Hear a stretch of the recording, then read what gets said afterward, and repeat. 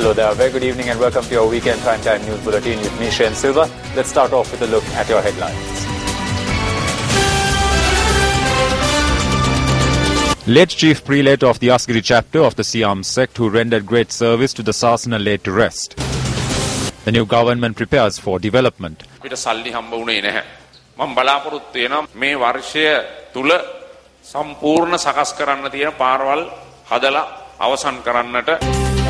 SLFP MPs who were removed from the party central working committee to seek legal action.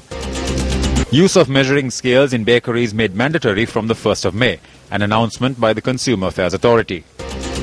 A quack doctor at the Dambulla hospital arrested by police.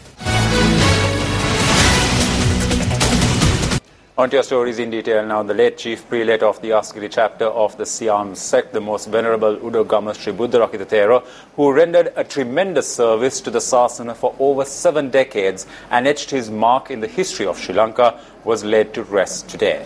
The funeral of the late Chief Prelate took place this evening at the police grounds in Kandy under full state honours. The public were given an opportunity to pay their last respects to the mortal remains of the late Chief Prelate until 12 noon today. The procession carrying the mortal remains of the late Chief Prelate left the Asgiri Mahaviharaya to the police grounds at 1 this afternoon.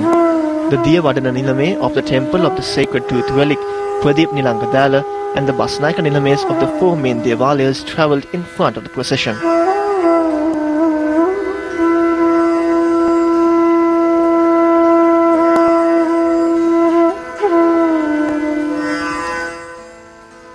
While crowds in their numbers accompanied the procession carrying the mortal remains of the late Chief Prelate, floral tributes flowed down on the procession from the air. The procession reached the Asgiri police grounds at 2:30 this afternoon, and the final rites onto the mortal remains of the late Chief Prelate began. The late Chief Prelate of the Asgiri chapter of the Siam sect, Most Venerable Udugama Sri Buddharakita Thero, is one who had received honour locally and internationally. The late Chief Prelate was 85 years old when he breathed his last at a hospital in Singapore on Wednesday morning.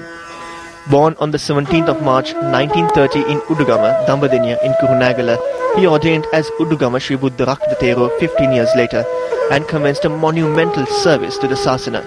Udugama Sri Buddharakita Thero, who was elevated to the working committee of the Asgiri Mahaviharaya in 1966, first took up duties to perform the Theva activities of the Temple of the Sacred Tooth Relic in 1968.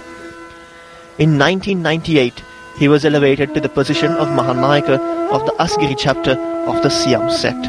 After the passing of the then Chief Prelate, Most Venerable Palipana Sri Chandananda Thero, Udugama Sri Buddharakita Thero was made the Chief Prelate of the Asgiri chapter of the Siam sect on the 31st of December 1999.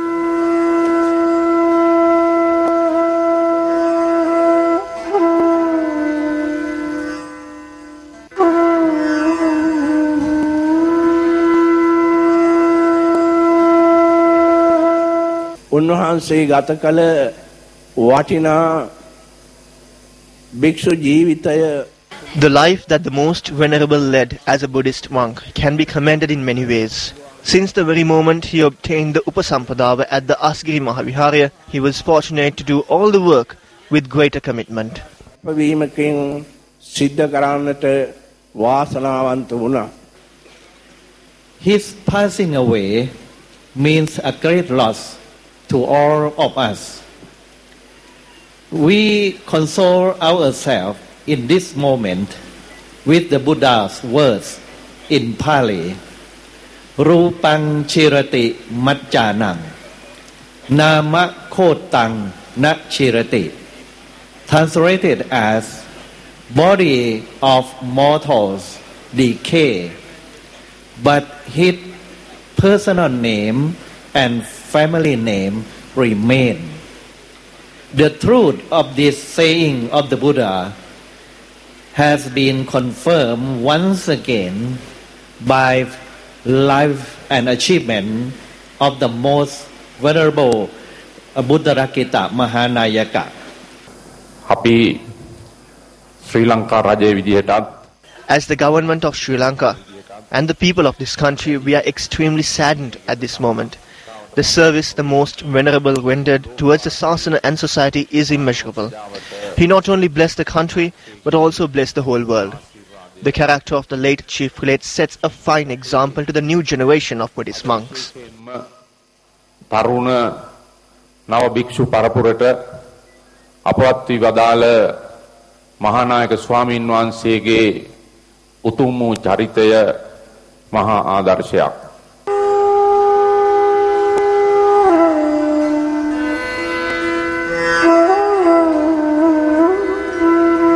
Thereafter, the late Chief Prelate was laid to rest amidst the tears of hundreds of thousands present at the funeral.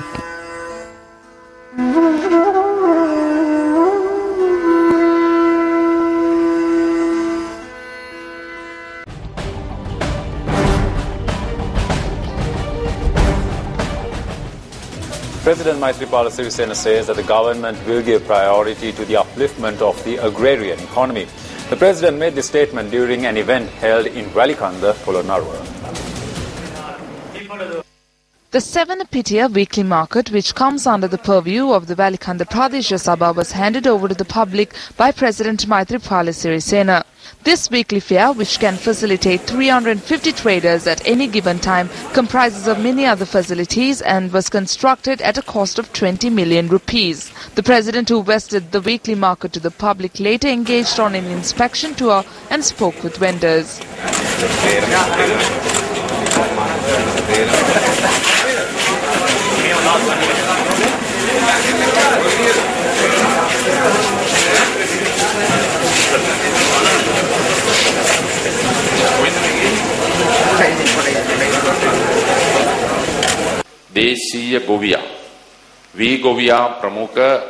The government's top priority and policy is to enhance and strengthen the economy of the agricultural community and all those engaged in agriculture, including the domestic farmer and the paddy farmer.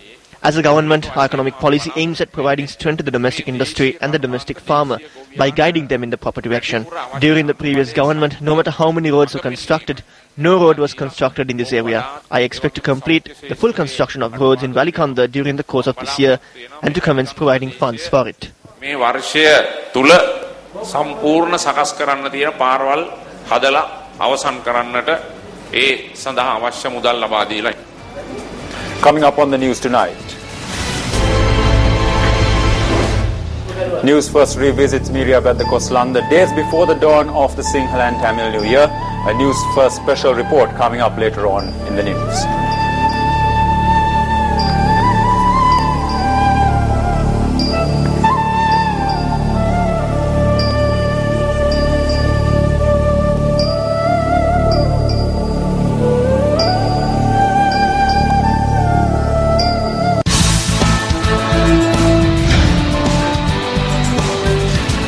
Sri Lanka Freedom Party MPs who were removed from the party's Central Working Committee say that they will seek legal action over the decision meted out against them. Central Working Committee membership of SLFP MPs TB Ekanayaka, SM Chandrasena, Salin Disanayaka and Bandula Gunawardana were removed. The party chairperson had informed the MPs of this decision in the letter. I received a letter through registered post yesterday. It noted that we were removed from the Sri Lanka Freedom Party Central Working Committee. No reasons were mentioned in the letter. The letter was sent bearing the signature of party chairman President Maithripala Sirisena. There was no indication of what wrong we had committed. We hope to take this matter to court and seek relief. We have a right to do that.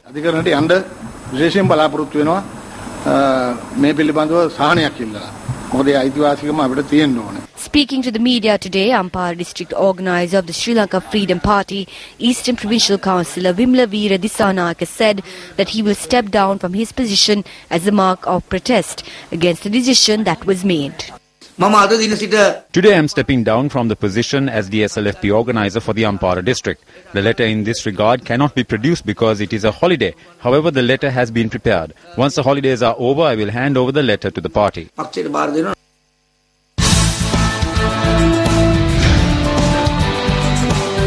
Sajid Premadasa, the Minister of Housing and Samurdhi, says that the investigations carried out on the financial malpractices that had taken place at the Ministry of Samurdhi are over. The minister made this statement during an event held in Tismaharama today. An event was held to donate building material for the ongoing construction of a new building which will be used as a monastery for monks at the Subodharma Viharaya in Kombaga Palace in Tismaharama. This was held under the auspices of Minister Sajid Premadasa. One thing that was said on the stage during the presidential election was that all the rogues and thieves who skimmed money from the country would be nabbed. What is asked from us is, it's been 3 months and have the rogues been nabbed? Where are the corrupt persons? Without any fear, I can say that the person who stole money from my ministry is abroad. We have failed to nab this person because he is facing a situation where he cannot come back to the country. The funds set aside for the sum of the beneficiaries have been stolen in broad daylight. Come to Sri Lanka and face the charges. Keep in mind that this ministerial portfolio will not be with me forever. I have to step down on one day and I am ready to provide the invoices for all the work that was done. The officials need not be held responsible. I can say with pride that Sajid Premadasa is ready.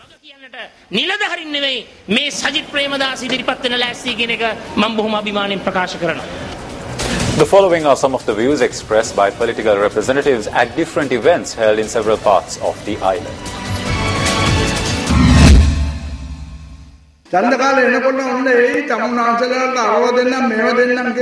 the election draws closer, they will come to you. They will show carrots and potatoes to you and say that various things will be provided. All this will be done to get your votes. However, it will not be fulfilled. The Minister of Housing of the previous government only applied the paint to the houses. But he boasted that it was he who built them and that he was the housing minister. I wish to ask on the people to show a house that was built in Kaduyada. I challenge Vimal Veerawansa over this. The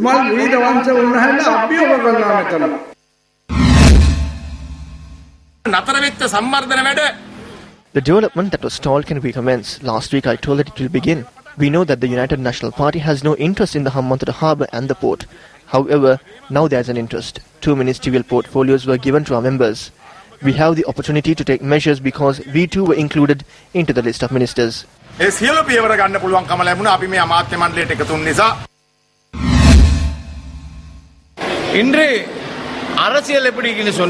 What is the situation of politics at present? There are 225 MPs, yet the ruling party has only 44 MPs. This is the same situation in the provincial councils. There is no majority. Administration is taking place by moving money from one place to another. How can this be changed? Suitable persons need to be elected to move ahead.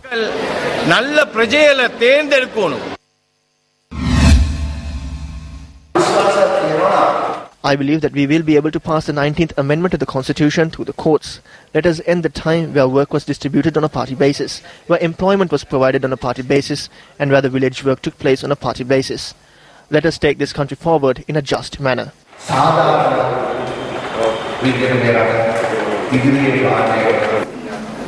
Over the recent past, many areas were affected by natural disasters which not only claimed lives but also displaced many. Newsfirst visited an area that was affected by a natural disaster over 6 months ago to look into how these people are preparing to mark the dawn of the Sinhala and Tamil New Year. මුළු පරිසරයම අවුරුදු සිරියෙන් පිරීලා ඉතිරිලා ගිහිල්ලා. The air is filled with sights and sound of the coming New Year. All parts of the country from Hambantota to Colombo, Anuradhapura to Meerabad and Koslanda. The beauty of the impending New Year has not made a difference. But Meerabad, which was the victim of a severe natural disaster 6 months ago, will not be ushering in the New Year on the same level as the rest of the country. Newsfirst was the first to lend a helping hand to our own people who faced this natural disaster. We cannot celebrate this New Year with the thought of these people haunting our minds. So we came to Meerabad in search of them. Sinhala අලුත් අවුරුද්ද Newsfirst අපිට ඒ අපේ සහෝදර ජනතාව අමතක කරලා සමරන්න බෑ. ඒ නිසා ඔවුන් හොයාගෙන අපි අද Meerabadට ආවා.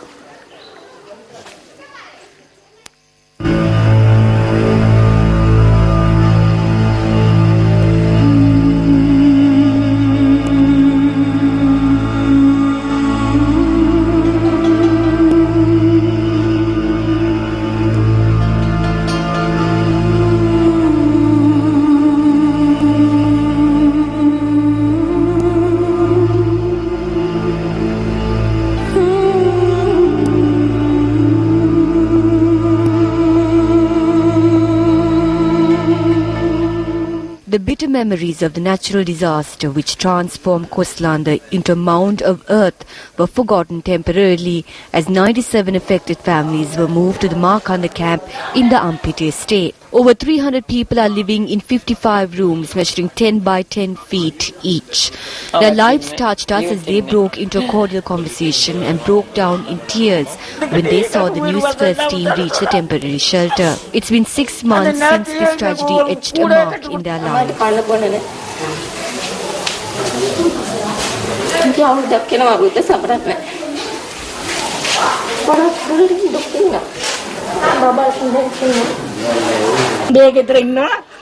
මමත් එක්කම 6 දිනක් ඉන්නවා.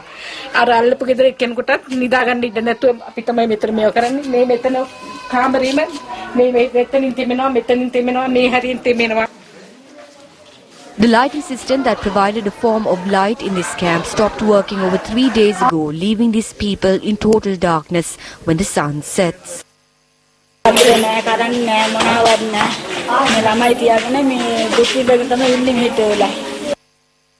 Rather than a notice depicting the auspicious time of the Sinhala and Tamil New Year, what is displayed on the wall of this camp are temporary death certificates. As seeds that grow on a different patch of earth, these children are attempting to continue their studies from what's left at the new location.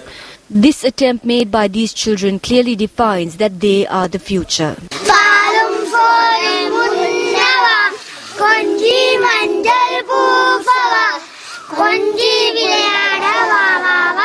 Over in Miriabad, nothing has changed except bitter memories that continue to haunt the area. Meanwhile, the housing complex that was promised to be built for these people had been limited to a simple foundation stone on a barren land with only dried leaves and branches occupying the land. Yet, these pale faces continue to tell a different story. It is the greatest pleasure for a human being if he has a place to live, even if he has to starve. These people have lost that simple pleasure. These children do not ask for colorful clothes. They only ask for a roof over their heads.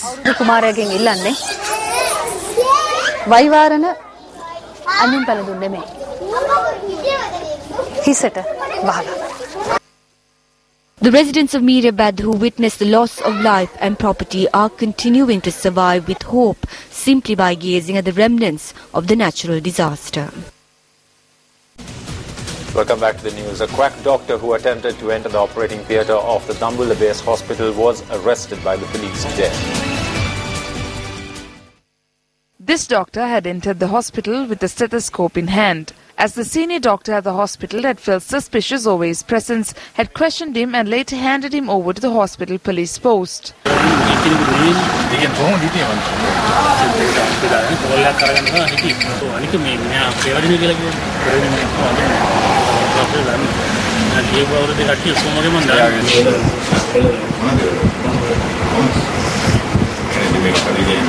The police also seized a fake US doctor's identification card in the possession of the suspect.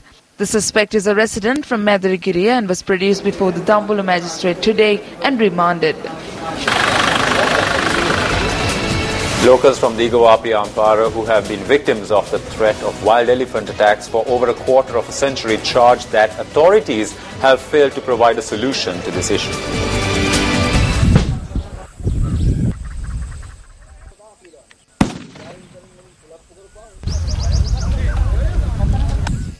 These wild elephants roam into villages from the Buddhangala Forest Reserve. These pachyderms who had strolled into the Pallakuda jungle in close proximity to the Digawapia Vihara premises over the past few days had stormed into the villages, causing damages to property and cultivations. Last evening, the Ampara wildlife officers together with the Damana police chased away the roaming wild elephants. Wild elephant attacks not only cause damage to property and cultivations, but sometimes results in the loss of life as well. These villagers lament that their pleas have fallen on deaf ears.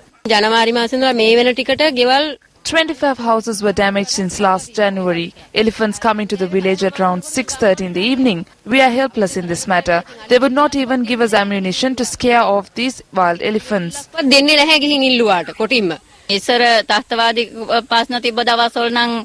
We survived when our lives were threatened by terrorists, but now you cannot seem to stay away from this elephant problem. They come and destroy our lands no matter what is left there. We cannot even store our paddy inside this house since it is damaged.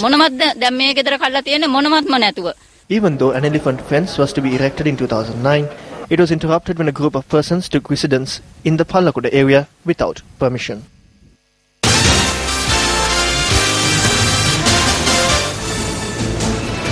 As mentioned in your headlines tonight, the Consumer Affairs Authority says that it is mandatory for all outlets that sell bakery products to use a measuring scale starting from the 1st of May.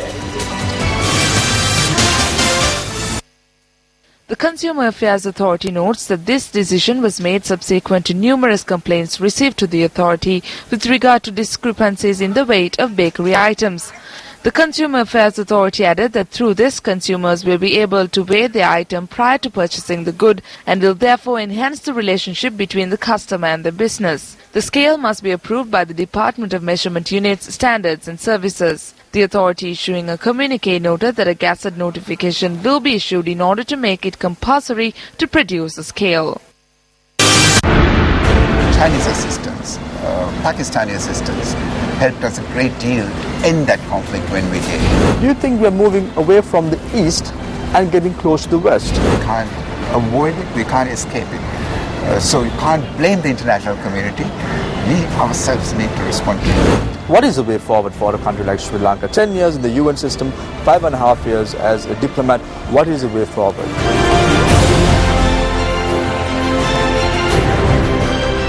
More local stories on News in Brief.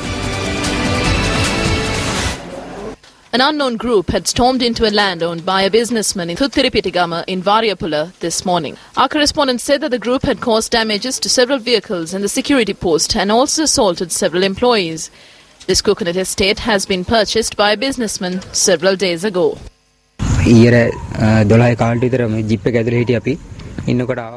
We were inside the jeep at around 12:15 last night. At once, around 50 people entered and assaulted us with stones and bottles. We stepped out from the jeep. I took a machete and assaulted one of them. He injured his elbow. Then I took the 3 others and jumped to the other side of the estate. We reached the road and made a phone call to the owner. He arrived and then we took the rest to the hospital.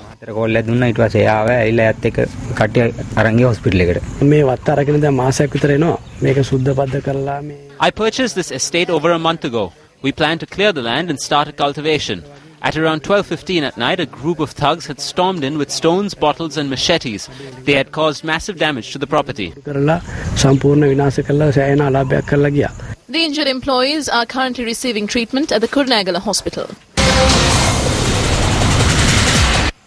An accident in the Shalava area in Koskama on the Kalamba-Ratnapura road killed 2 persons and left 3 others injured. The accident, which took place at around 1:30 this morning, was a result of a 3-wheeler carrying 5 persons crashing onto a lorry travelling from Colombo to Avisavella. The driver of the 3-wheeler and 2 passengers were killed. The injured are receiving treatment at the Koskama State Hospital. The police said that the driver of the lorry has been arrested. An individual who was beaten at the bus stand in Union Place, Slave Island, succumbed to his injuries upon admission to hospital. The police said that the attack was a result of an escalated argument that broke out between 2 groups at around 9:30 last night. The deceased was a 30-year-old resident from Union Place. Ceylon Today and Maubima, 2 mainstream local newspapers in Sri Lanka, were honoured at Goa Fest 2015 award ceremony in India. Ceylon Today and Maubima were awarded 3 gold medals and a silver medal for innovation in the print media category. Goa Fest 2015 is an advertising festival in the Asia-Pacific region, and entries from agencies in Sri Lanka, Pakistan, Bangladesh and Nepal are received every year. So we have introduced a campaign with the theme of Big on Respect, and that has been recognized with 3 gold awards and also 1 silver. Elders are one of biggest portion in the newspaper readership. So one of biggest issues that they have is the size of the font in newspapers. It's difficult for them to read. So on the World Elders Day, we have increased the font size of the newspaper by 70% to enable elders to read the paper easily. So the campaign that we have done with that has been recognized by Goa Fest in a very big way. What we have won in last 3.5 years is significant because no one in Sri Lanka has ever won so much of international recognition for their creativity work. And that's a look at this edition of your Weekend Primetime News Bulletin. It was an absolute pleasure having you with us and hope you have a great week ahead.